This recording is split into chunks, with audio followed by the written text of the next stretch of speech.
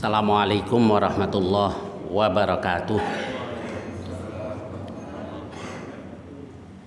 Alhamdulillahilladzi arsala rasulahu bil huda wa dinil haqq liyudhhirahu 'alad dini kullih wa kafa billahi syahida.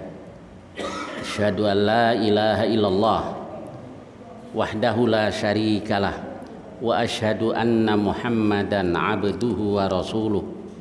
Allahumma salli wa sallim wa barik ala nabiyyina Muhammad wa ala alihi wa sahbihi ajma'in, amma ba'd. Kita lanjutkan kajian kita bab ke-38 dari Kitabul Jihad, yaitu babushtidadi ghadabillah, bab tentang sangatnya murka Allah, alaman qatalahu Rasulullah sallallahu alaihi wasallam, terhadap orang yang dibunuh oleh Rasulullah sallallahu alaihi wasallam. Baik, kita lihat hadisnya, hadis 1171. Bismillahirrahmanirrahim. Hadithu Abi Hurairah radhiyallahu anhu qala qala Rasulullah sallallahu alaihi wasallam, ishtadda ghadabullah, sangat murka Allah ala qaumin, terhadap kaum, fa'alu binabiyyihi, yang telah melakukan terhadap nabinya. Nabi sambil bersabda begitu sambil yushiru ila rubaiyati, Nabi menunjuk ke sana karena ini dipatahkan oleh orang kafir dalam perang Uhud. Kemudian Nabi katakan ishtadda ghadabullah, besar atau sangat murka Allah, ala rajulin yaqtuluhu Rasulullah sallallahu alaihi wasallam fi sabilillah, terhadap orang yang dibunuh oleh Rasulullah di jalan Allah. Jadi yang pertama Nabi katakan Allah sangat murka terhadap orang yang melakukan ini terhadap nabinya. Siapa yang melukai Rasulullah sallallahu alaihi wasallam dalam perang Uhud itu? Yaitu Utbah bin Abi Waqqas. Kalau Sa'ad bin Abi Waqqas sahabat Rasulullah sallallahu alaihi wasallam, Utbah bin Abi Waqqas. Kemudian yang dibunuh oleh Rasul, Ubay bin Khalaf. Nah, ini kan salah satu dedengkot Quraisy yang sangat memusuhi Rasulullah sallallahu alaihi wasallam. Ubay bin Khalaf, Abu Jahal, dan juga yang lain-lain ini. Nah, dalam perang Uhud itu dia berusaha pengen bunuh Rasul. Sedangkan Rasul kan dikawal oleh beberapa sahabat. Tapi dia maksa pengen bunuh Rasul. Nabi katakan khallu sabila, kasih jalan dia gitu. Dan mendekat ke Rasul, nah dibunuhlah oleh Rasulullah sallallahu alaihi wasallam. Ini orang yang kebangetan lah itu. Kebangetan itu. Begitu pengennya dia membunuh Rasulullah sallallahu alaihi wasallam. Dan Rasulullah sallallahu alaihi wasallam membunuh seseorang ya hanya sekali ini saja. Ini dalam peperangan di jalan Allah. Lalu di hadis tadi Nabi katakan ala rajulin yaqtuluhu Rasulullah sallallahu alaihi wasallam fi sabilillah. Jadi ishtadda ghadabullah, besar atau sangat murka Allah terhadap seorang yang yaqtuluhu Rasulullah, yang dibunuh oleh Rasulullah fi sabilillah, di jalan Allah. Nah, karena di sini ada kata-kata di jalan Allah, berarti bukan orang yang dibunuh karena dalam rangka menjalankan hukum qisas, tidak. Nah, tidak termasuk juga orang yang dibunuh karena berzina, zanin muhsan, yang kemudian dirajam oleh Rasulullah sallallahu alaihi wasallam. Bahkan seorang perempuan yang datang kepada Rasul dan mengaku berzina, begitu sudah dirajam Nabi mensolati. Sebagaimana sudah kita kaji pada bab-bab yang lalu, sampai Umar berkata, ya Rasulullah, tusalli alaiha wa qad zanat, apa engkau mensolatinya ya Rasul padahal dia sudah berzina. Kemudian Nabi Shallallahu Alaihi Wasallam katakan, wahai Umar, nih taubatnya itu kalau dibagi kepada 70 orang penduduk Madinah akan meratai, mencukupi mereka. Lawasi'atum. Apa engkau pernah lihat orang yang kayak dia datang untuk menyerahkan diri supaya dihukumi dengan hukum Allah Subhanahu wa taala? Berarti tidak termasuk yang seperti ini. Jadi orang yang dibunuh oleh Rasulullah Sallallahu Alaihi Wasallam di jalan Allah. Jadi Allah murka terhadap dua ini. Lalu kalau di Quran, orang yang membunuh para nabi, wa yaqtulunan nabiyyina bighairil haqq, dan mereka bunuh para nabi yaitu dengan cara yang tidak hak. Siapa yang membunuh para nabi? Bani Israel. Jadi banyak para nabi dibunuh, itu para nabi dari kalangan Bani Israel. Kebangetan ya, nabinya dibunuh. Dibunuh. Kalau yang lain-lain nggak sampai membunuh nabinya. Baik, jadi itulah perjuangan Rasulullah SAW. Rasul juga terluka lah dalam peperangan itu. Bukan hanya menyuruh para sahabat, Rasul juga terluka. Baik, kemudian kita lanjutkan bab ke-39, babu malaqiyan nabiyyu sallallahu alaihi wasallam min adzal musyrikin wal munafiqin. Bab apa yang diterima, yang dijumpai oleh Rasul, yaitu gangguan, tindakan yang menyakiti dari orang-orang musyrik dan juga dari orang-orang munafik. Nah, di antaranya yang Rasul terima dari orang-orang musyrik dan orang munafik adalah sebagaimana yang ada di hadis-hadis berikut. Hadis 1172. Hadis Abdullah bin Mas'ud radhiyallahu an. Hadis Abdullah bin Mas'ud radhiyallahu an, anna Nabiy sallallahu alaihi wasallam kana yusalli 'indal bait. Bahwa Rasul salat di Baitullah. Ini waktu Rasul masih di Mekah. Keadaan Rasul masih sangat lemah. Para sahabat juga belum banyak. Itu pun juga kebanyakan orang-orang yang status sosialnya menurut pandangan jahiliyah itu dianggap rendah lah. Jadi tidak ditakuti oleh orang-orang kafir, oleh orang musyrik. Baik, jadi Nabi SAW salat di Baitullah. Wa Abu Jahlin wa ashabun lahu julus. Waktu Nabi lagi sholat, Abu Jahal dan juga sahabat-sahabatnya lagi duduk-duduk. Lihat Rasul sholat. Idh qala ba'duhum li ba'din.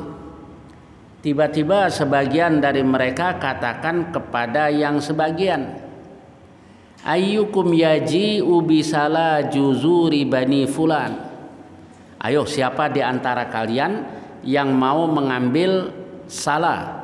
Salah itu peranakan, juzur binatang sembelihan Bani Fulan. Jadi beberapa hari sebelumnya ada dari Bani Fulan itu yang memotong binatang ternaknya. Nah, peranakannya kan udah busuk kan. Ayo, siapa yang mau? Jadi mereka rupanya nggak manfaatkan kalau peranakan. Kalau kita sampai peranakan, sampai ucus juga di ini ya, di apalagi ususnya dikepang, dibikin ini ya, asam garam. Asik bener tuh. Tapi habis itu pincang kakinya. Jadi ya Allah, kalau teman-teman di Gang Mes kalau bikin asam garam, insya Allah nyimpang dikit nih. Ada teman yang lama di Saudi. Jadi mereka rupanya kalau potong kambing dibuang tuh cusnya. Nah, coba diolah, dibikin kayak begitu yang dipintal-pintal tuh. Nah, lalu ternyata mereka senang juga, tapi kan nggak telaten juga kita ya. Kita saking telatennya sampai ucus-ucusnya juga dimakan, jangankan peranakan gitu. Baik, saya lanjutkan. Kemudian mereka katakan ayyukum yaji'u bisala juzuri bani fulan, siapa di antara kalian yang mau ngambil tuh? Nah, peranakan binatang 9 bani fulan. Fayad'uhu ala dhahri Muhammadin idza sajada. Lalu dia letakkan di pundak Muhammad ketika dia sujud. Insyaallah luar biasa ya. Sampai begitu tuh. Famba'atha asqal qaum faja'a bi. Maka bangkitlah orang yang paling celaka di antara mereka. Nah, mau menuruti perintah tadi. Kemudian dia bawa peranakan kambing yang sudah busuk itu. Fa nadhara, lalu dia lihat hatta sajadan Nabi, ditunggu sampai Nabi sujud. Begitu Nabi sallallahu alaihi wasallam sujud, wada'ahu ala dhahrihi baina katifai. Dia letakkan di punggung Nabi di antara dua pundaknya. Taruh di sini insyaallah. Kemudian kata Ibnu Mas'ud, wa ana anzuru, saya lihat, wala ughiru syai'an law kana li mana'ah, saya tidak lakukan suatu pun andai saja saya punya kemampuan untuk menghalangi, sebab waktu itu masih lemah umat Islam.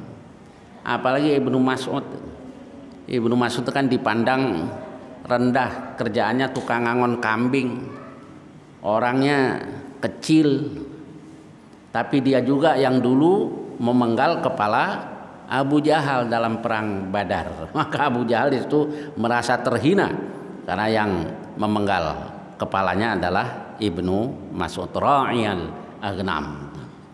Baik, kemudian Ibnu Mas'ud katakan, faja'alu yadhakun. Nah, mulailah mereka tertawa, mentertawakan Rasulullah SAW. Kemudian wa yuhilu ba'duhum ala ba'din. Wa Rasulullah SAW sajidun la yarfa'u ra'sah. Nah, Rasul sujud terus. Nabi tidak angkat kepalanya. Diketawain Nabi, nggak angkat kepalanya, tetap sujud.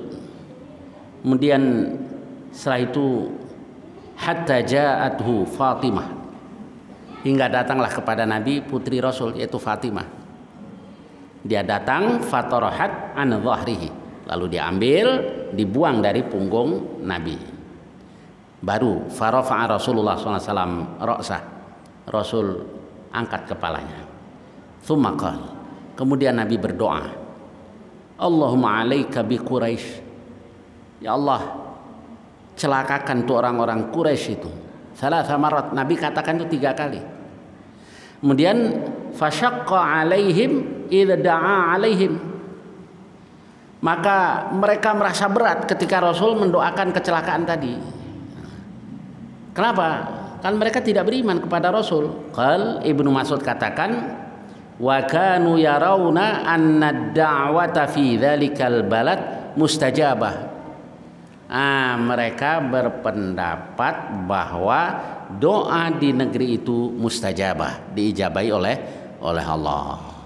Jadi biar kafir-kafir, musyrik-musyrik masih ada keyakinan tadi ya. Kalau sekarang mah udah masyaallah udah kebangetan ya.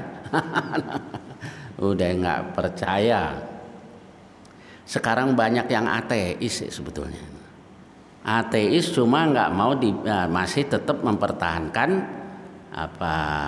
identitas keislamannya gitu. KTP-nya tetap Islam. Habis di Indonesia nggak ada ya KTP ateis, itu kan nggak ada ya. Yang ada ya agamanya Islam. Menyatakan murtad enggak juga, tapi kelakuannya ya kayak orang ateis dan mencela-cela Islam, mencela syariah Islam. Ya ada teman bilang orang kayak begini itu M3, murtad malu-malu. Ya, banyak sekarang ya kayak begini ya. Nah sih udah murtad, udah ngata-ngatain Islam begini gitu. Cuma dia tidak menyatakan keluar dari Islam. Baik, saya lanjutkan. Setelah Rasul doakan tuh mereka takut. Ya Allah, celakailah orang-orang Quraisy itu. Tsumma sama. Kemudian Nabi sebut namanya. Nah, makinan takut. Allahumma alaika bi Abi Jahlin, ya Allah binasakan Abu Jahal. Wa alaika bi Utbah ibni Rabi'ah, ya Allah binasakan Utbah bin Rabi'ah. Wa Syaibah binti Rabi'ah, wal Walid bin ibni Utbah, wa Umayyah ibni Khalaf, wa Uqbah ibni Abi Mu'aid. Kalau yang dibunuh Rasul di perang Uhud tadi kan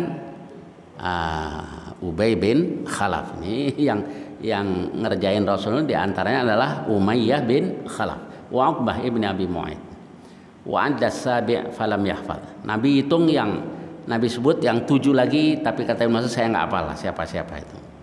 Kata Ibnu Mas'ud, fawalladzi nafsi biyadih, demi Allah yang jiwaku ada di tangannya, laqad ra'aitul ladzina 'adda Rasulullah SAW sar'a fil qalibi Badar. Demi Allah saya lihat orang-orang yang disebut namanya tadi oleh Rasul semuanya itu mati, terbunuh dan dilemparkan, dicampakkan dalam sumur Badar. Qalib itu sumur tua, sumur yang sudah tidak dipakai. Mati semua, terbunuh dalam perang Badar. Jadi begini, kok ada sumur ya, jadi desa itu namanya desa Badar, Qaryatu Badrin gitu. Kenapa dinamakan Qaryatu Badrin? Karena di situ ada Bi'ru Badrin, ada sumur Badar, jadi banyak sumur-sumur. Nah di situ ada sumur Badar karena dulu yang membuat sumur itu Badar bin Quraisy. Jadi Badar bin Quraisy ini kepala suku kan, dia bikin sumur-sumur untuk memberikan minum ternak mereka. Maka sumur-sumur ini dinamakan Bi'ru Badrin. Nah kemudian desa itu akhirnya dinamakan Qaryatu Badrin. Nah menjadi populer karena di situ terjadi perang yang sangat dahsyat, yaitu perang Badar. Terkenal bener ya perang Badar, sampai orang bikin sholawat pun sholawat Badar. Saya nggak lihat dari sisi ininya, dari sisi semangatnya. Berarti dulu bagaimana juga masih punya ya semangat itu ya, bikin sholawat, namanya sholawat Badar. ya sebenarnya kalau sholawat dari Rasul sih nggak begitu ya. Allahumma sholli wa sallim ala nabiyina Muhammad, Allahumma sholli ala Muhammad wa ala ali Muhammad kama shallaita ala ali Ibrahim, dan seterusnya, atau yang lain-lain yang diajarkan oleh Rasul. Ini saya cuma cerita bahwa ada orang-orang yang menyusun sholawat Badar tuh kan, semangatnya semangat jihad. Sekarang kalau ngomong jihad apa? Radikal. ya. Nah, semangatnya semangat itu Badar. Terus sholawat asghil tuh kan, dari sisi itunya kan semangatnya itu masih semangat keislaman yang masih tinggi. Sekarang ya Allah pada ini ada yang katakan nyembah Isa nggak apa-apa, yang penting niatnya nyembah Allah. Yang kagak ya udah ada, ya Allah mau nyari apaan sih lo pada. Ulama itu dikasih ilmu oleh Allah. Nah sampaikan yang benar. Jangan, pertama buat dirinya lah, jangan belak-belok. Yang kedua, saya cerita aja dulu. Ada cerita seorang orang taunya sufi. Kalau sufi kan zuhud ya, sufi zuhud. Nggak taunya pas mati harta bendanya banyak disimpan. Jadi ada orang yang sok sufi, jangan tertipu deh dengan orang yang sok sufi. Nggak ada anekdot aja, ini cerita orang bikin anekdot. Ada orang kaya mau hibahkan rumahnya, ditulis rumah ini saya akan berikan kepada orang yang zuhud. Ada orang datang kuculuk, Pak kasih saya ya, rumahnya saya kan zuhud. Katanya orang, ya berarti bapak nggak zuhud, orang bapak minta, bapak tamak. Jadi jangan tertipulah dengan orang yang sok zuhud. Baik, saya lanjutkan.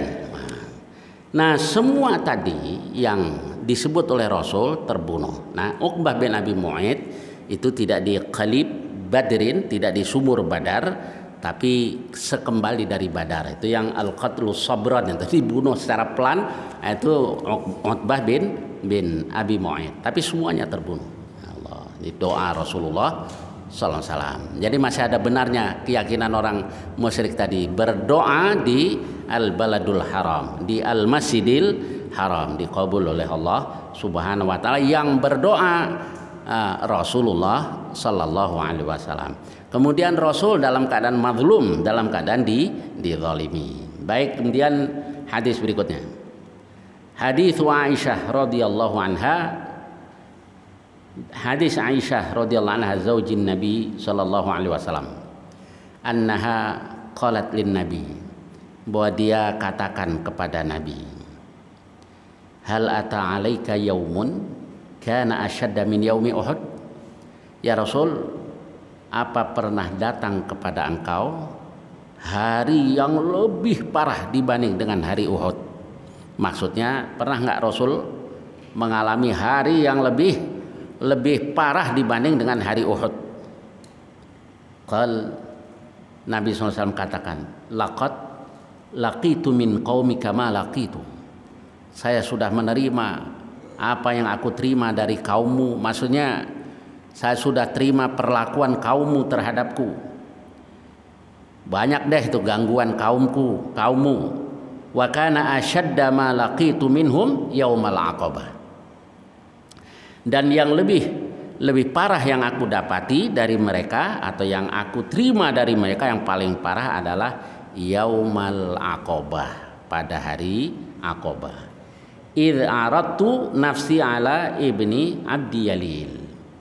Ketika aku tawarkan diriku kepada ibni Abdi Yalil, ibni Abdi Kulal. Jadi ini tokoh-tokoh Taif. Jadi waktu Rasul hijrah ke Taif.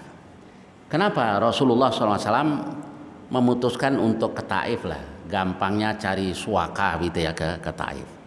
Ya banyak sebab sebenarnya. Satu, waktu itu hubungan antara tokoh-tokoh Taif dan Mekah itu sedang kurang harmonis. Ini kalau secara pikiran manusia kan pas ya. Di sini ditekan. Nah, kemudian tokoh-tokoh sini ada hubungannya lagi kurang baik. Nah, minta suaka ke sana kan dilindungi. Ini kalau pakai pikiran. Kemudian Rasul juga masih punya hubungan ke sana, hubungan darah. Apa itu hubungannya? Ummu Hashim. Jadi Hashim punya ibu. Kalau punya ibu itu namanya Atikah As-Salamiyah. Dia itu dari Bani Mansur. Nah, mereka ini halif dari tokoh-tokoh Taif tadi. Jadi sebenarnya dari sisi itu masih ada ini ya termasuk juga ke Madinah, itu salah satu nenek mereka kan berasal dari Yathrib gitu. Baik. Jadi kalau menurut perhitungan kita juga itu pas itu kalau hijrah ke sana, cari suaka ke sana. Ternyata kata Rasul, falam yujibni ila ma aradtu. Mereka tidak penuhi, tidak menyambut apa yang aku inginkan.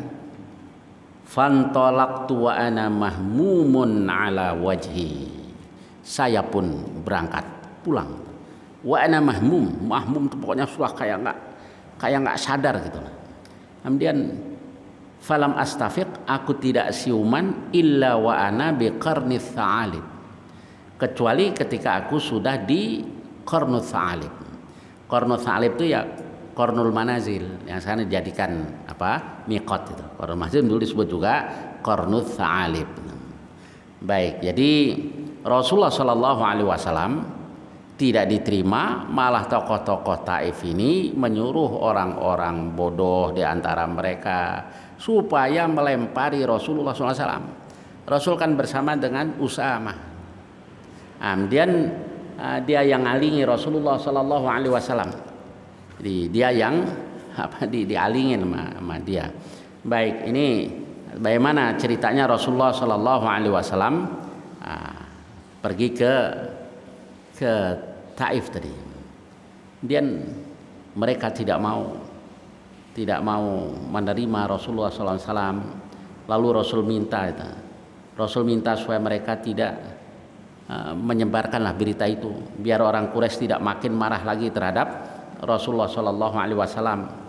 Kemudian ternyata mereka begitu pulang, mereka nyuruh orang-orang sufaha, orang-orang yang bodoh, orang yang kurang ilmu, wa gilmanahum, dia suruh anak-anak untuk melempari, mencegat Rasul, yaqifuna fi wajhi fit tariq wa yarmunahu bil hijarah. Jadi orang-orang bodoh, anak-anak ini suruh cegat Rasul, lalu melempari bebatuan kepada Rasulullah SAW hingga Rasulullah SAW mengeluarkan darah. Nah, kemudian bukan Usama, saya salah sebut bapaknya, yaitu Zaid bin Harithah, yang ngalingi Rasulullah SAW sampai dia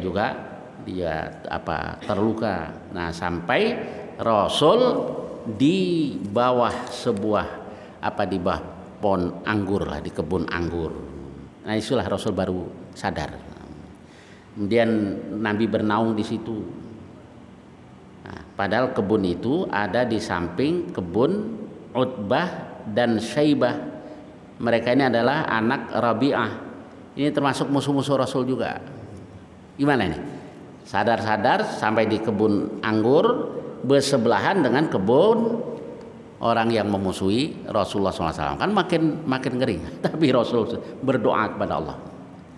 Kata Rasul, Allahumma inni ashku ilaika dha'fa quwwati wa hawani. Ya Rasulullah, saya mengadu kepada engkau tentang lemahnya kekuatanku dan kerendahanku.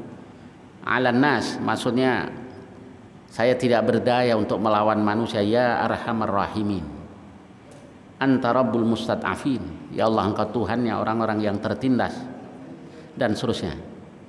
Kemudian mendengar doa Rasul itu, dua anak Rabi'ah tadi rupanya kesian terhadap Rasul. Kesian, disuruh budaknya, kamu kasih anggur, petik anggur, kasih mereka. Nah,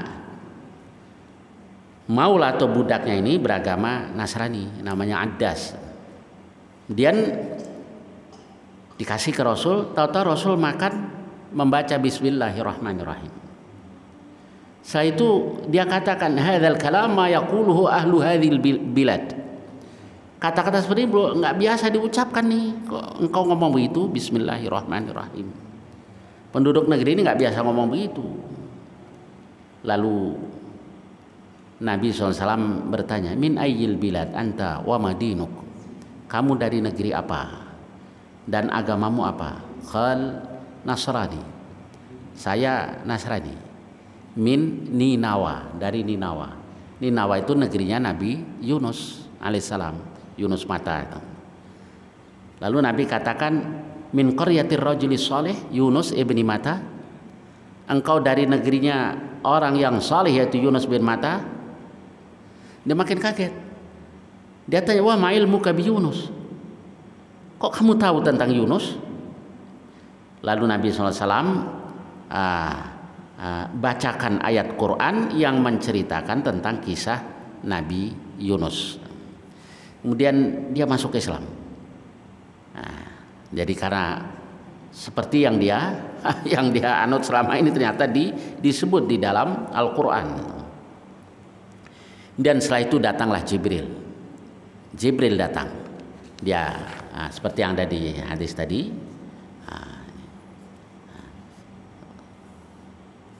Falam astafiq illa wa ana biqarni tha'alib farafa'tu ra'si. Jadi kalau yang di hadis ini kisah tadi nggak disebut, nanti di riwayat-riwayat yang lain.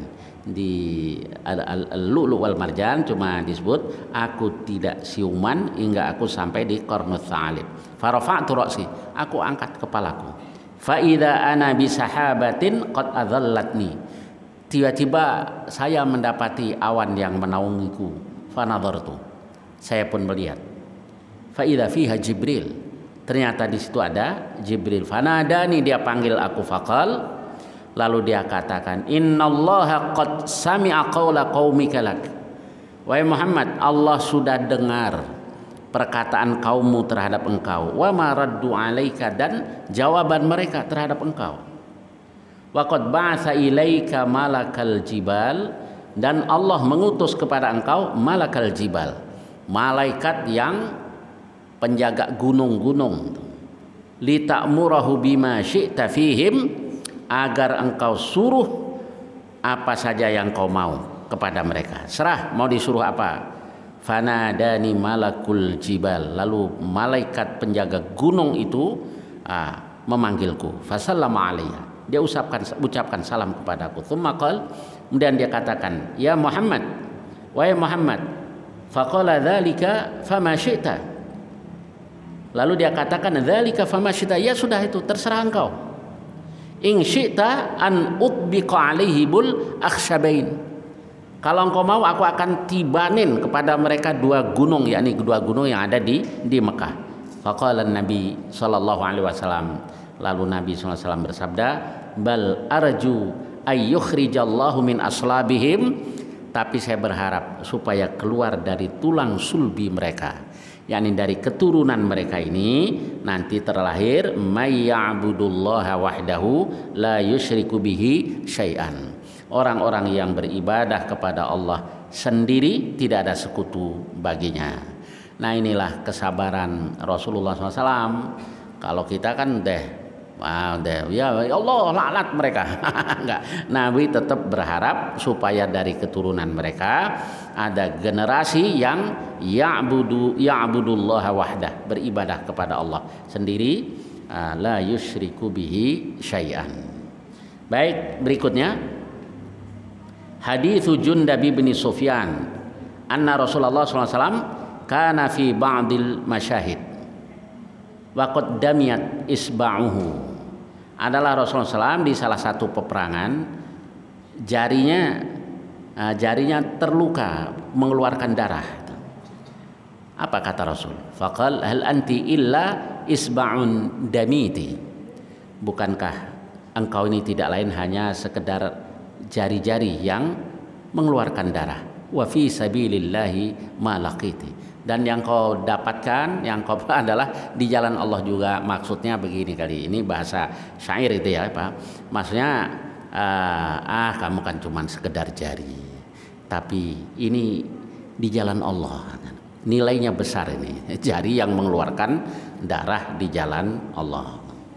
Nah, itu juga kesabaran Rasul, sabar, cuma cuman begini.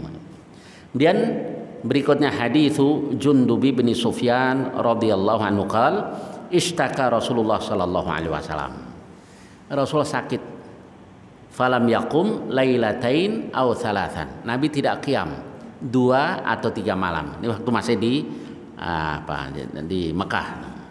Kemudian setelah itu faja'at imra'ah, datanglah seorang perempuan. Faqalat, dia katakan, ya Muhammad, wahai Muhammad, innila arju ayyakuna syaitanuka qad tarakat, saya berharap setanmu meninggalkan engkau. Jadi Rasulullah sallallahu alaihi wasallam mendapat wahyu dari Allah Subhanahu wa taala, lalu menyampaikannya kepada manusia, lalu Nabi qiyam di malam hari dengan membaca Al-Qur'an. Ini gara-gara kena setan. Jadi masyaallah, siapa itu perempuan tadi? Al-Aura binti Harb, itu saudara perempuan Abu Sufyan. Nah, dia adalah istri Abu Lahab yang hammalatal hatab. Nah, ini Al-Aura. Ini ya Allah, apa sampai begitu ya, dibilang gara-gara kena setan nih, ketempelan setan. Nah, ini ada di Solo sana, ada anak gila. Apa kata orang situ, karena daerahnya masih daerah ya kayak tadi yang saya bilang, KTP-nya Islam tapi nggak seneng masjid. Ini kena setan masjid nih orang. Ada orang begini dibilang kena setan masjid. Oh, masjid tempatnya setan ya kan bagi mereka. Nah, sekarang banyak juga kan yang kayak begitu ya. Masjid dianggap tempatnya setan itu. Kalau tempat kemaksiatan, tempatnya apa itu? Ya, Masya Allah, terbolak-balik ya cara berpikirnya. Baik, dikatakan inilah arju ayyakuna syaitanuka qad taraka. Saya berharap setanmu tinggalkan engkau. Lam arahu qaribaka mungdu lailatain aw thalatha. Saya tidak lihat dia mendekati engkau semenjak 2 atau 3 malam. Lalu Allah turunkan surah A'udzubillahi minasyaitonirrajim wadduha wallaili idza saja ma wadda'aka rabbuka. Tuhanmu tidak tinggalkan engkau. Wa ma qala. Dia juga tidak marah. Walal akhiratu khairul laka minal ula dan seterusnya. Nah, begitulah sababun nuzul turunnya surah wadduha. Baik, saya kira sampai dengan hadis ini, hadis 1175. Barangkali ada pertanyaan-pertanyaan tentang hadis-hadis yang kita bahas tadi atau lainnya yang saya bisa silakan. Tafadhol. Baik, Assalamualaikum warahmatullahi. Jadi ada berapa total orang yang diutus sama Rasulullah di medan perang? Yang Rasul langsung yang melakukan satu itu aja. Satu aja, Ustaz. Iya, nggak pernah Rasul bunuh yang lain. Itu berarti sudah kebangetan. Jadi orang yang dibunuh oleh Rasul itu orang yang kebangetan, terlalu itu memusuhi Rasulullah SAW. Ustaz, Ya. yang hadis Jundab bin Sufyan ini yang Rasul bersyair, Ya. itu benar-benar bersyair atau gimana sih? Enggak begitu aja. Hal anti illa isba'un damiti wa fi sabilillahi malakiti. Kenapa ini? Kalau bersyair. Ya katanya kalau di Al-Quran katanya tidak pantas. Wa ma 'allamnahu syi'ra wa ma yanbaghi lah. Kami tidak ajarkan syair kepadanya dan itu tidak pantas untuknya. Rasul itu bukan penyair. Nah, kalau Rasul bersyair kadang-kadang ya salah. Bukan nggak pernah Rasul bersyair. Coba bersyair disalahkan oleh Aisyah. Nggak begitu ya Rasul. Jadi pinteran Aisyah kalau soal bersyair. Kalau bikin puisi mah pinteran ente ya. Kalau lagi putus berubah langsung jadi apa ya pujangga. Dan pernah juga Nabi bersyair, lalu kata Abu Bakar, enggak begitu ya Rasul, yang benar begini. Kok Rasul nggak bisa bersyair? Nah, ini menunjukkan bahwa Al-Quran itu bukan bikinan Muhammad Rasulullah SAW. Al-Quran datang dengan bahasa yang begitu indah, padahal Rasulullah bukan penyair. Tapi bukan berarti nggak boleh bersyair, boleh juga bersyair. Beberapa sahabat tuh kalau ya suka bersyair juga. Bersyair di hadapan Rasul dan Rasul nggak marah. Kayak contohnya dulu kalau perang nih adu syair dulu. Jadi kayak wayang ya, sebelum perang nih dulu kayak Ali bin Abi Thalib tuh pernah katakan analladzi sammatni ummi biduhairah. Nih yang oleh ibunya dikasih nama si singa kecil. Jadi main nih panas-panasan dulu. Lalu duel. Ya, habis duel berantem beneran. Kayak nih cuma palang pintu ya. Cuma kalau palang pintu bohong-bohongan. Bohong-bohongan. Nah, kemudian pernah juga tuh beberapa sahabat mau perang katakan Allahumma laulaka ma kunnah tadaina walau shallaina. Ya Allah, kalau bukan karena Engkau kami enggak dapat petunjuk meski kami sholat. Bersyair juga dan Nabi juga tidak salahkan. Tapi dulu ada siapa itu yang zaman dulu penyanyi gambus orkes Melayu zaman dulu. Ya paling yang Pak Eko udah nggak inget ya zaman dulu ya. Bukan Surabaya, Akadir. Ya. Itu yang saya ingat nih. Wallahi laulaka ya Rasulullah ma kunnah tadaina walau shallaina. Ini jadi beda dengan yang diucapkan oleh para sahabat. Kalau para sahabat Allahumma laulaka, itu di Sahih Bukhari. Allahumma laulaka, ya Allah kalau bukan karena Engkau. Beda kan artinya dengan wallahi laulaka ya Rasulullah, jadi beda. Ya Allah andai saja bukan karena Engkau wahai Rasulullah. Sahabat dulu enggak Allahumma laulaka ma kunnah tadaina walau shallaina. Baik, silakan yang lain. Ya, silakan Pak.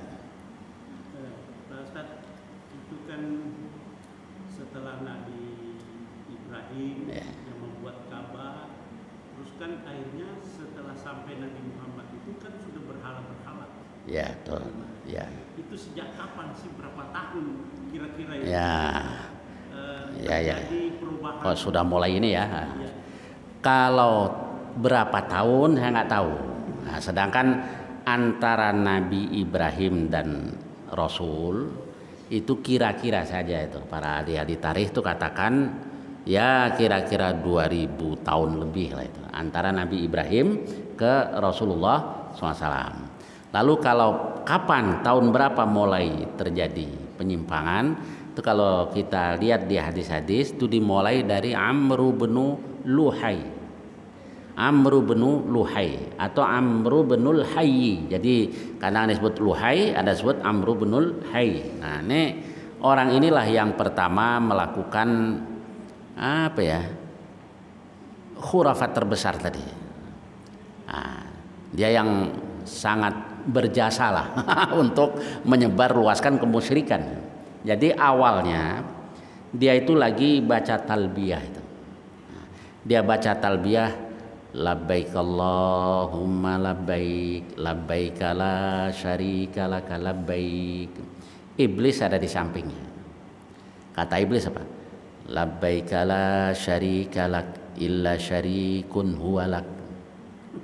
Nah, aku sambut panggilanmu, tidak ada sekutu bagimu kecuali yang jadi sekutumu. Nah, di situ Amr bin Luhai masih sadar, masih ngeh deh.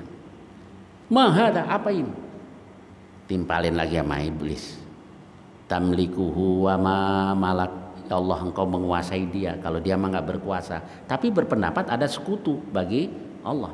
Nah, begitulah selanjutnya cara bertalbiyah orang-orang Arab. Jadi yang pertama ini Amr bin Luhai yang digoda oleh iblis tadi. Dia nggak teliti. Dia ikuti apa ajakan iblis. Nah, kemudian ya terus begitulah kemusyrikan orang-orang musyrik dulu. Mereka kan tidak pernah berkeyakinan bahwa ada pencipta lain selain Allah, ada yang menghidupkan selain Allah, ada yang memberi rizki selain Allah dan sedang enggak, mereka enggak ada yang berkeyakinan begitu. Dan banyak ayat yang menjelaskan itu. Jadi syirik mereka tidak seperti itu. Mereka bikin berhala-berhala itu kan sebagai monumen gitu ya, dari si fulan. Mereka datang ke berhala-berhala tadi, alasannya dua kalau kita lihat di Quran. Yang pertama, ma na'buduhum illa liyuqarribuna ilallahi zulfa. Kami tidak sembah mereka melainkan supaya mereka mendekatkan kami kepada Allah dengan satu kedekatan. Ini yang pertama. Yang kedua, haula isyufa'una indallah.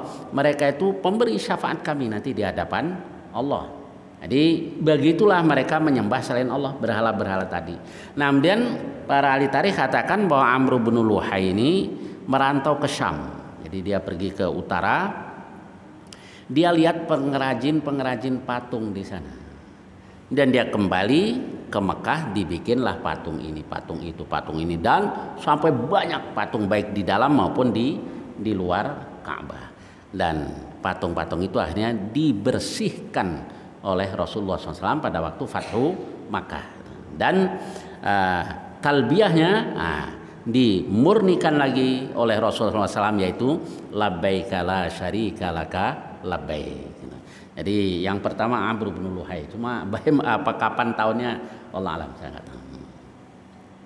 Baik. Ketika Nabi Ibrahim menghancurkan patung-patung bukan di Mekah kan? Oh bukan, itu kan di Babylon di Irak, wilayah Irak sekarang. Betul kan?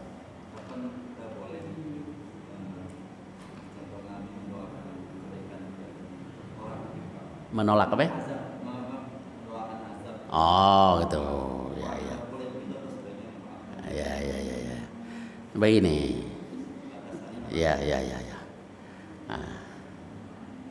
Batasannya apa ya? Kita boleh ya contohnya tadi itu.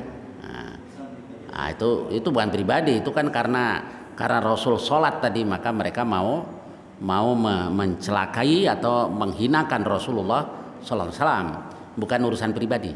Kalau urusan pribadi Nabi banyak memaafkan. Kayak contohnya waktu pulang dari peperangan, ada orang Arab Badui, namanya juga Arab Badui. Nabi pakai selendang yang tebel, bahannya ini tebel, ditarik-tarik. Wahai Muhammad, berikan kami sesuatu sampai lecet. Itu Nabi nggak marah. Kok nggak marah? Bukan karena menghina Islam ini orang. Nah, Nabi marah itu ketika Islam dihinakan. Nah, gitu. Dan kayak Nabi kunut nazilah itu kan karena 70 qari yang ditipu kemudian dibunuh. Nah, itu Nabi marah. Nanti di bab berikutnya, beberapa bab lagi, itu Abu Rafi', tokoh Yahudi yang menghina-hina Rasul, Nabi suruh bunuh. Nah, jadi karena bukan pribadi Rasul yang diganggu, tapi Muhammad sebagai Rasul, itulah yang mereka hina-hina. Baik, ada lagi?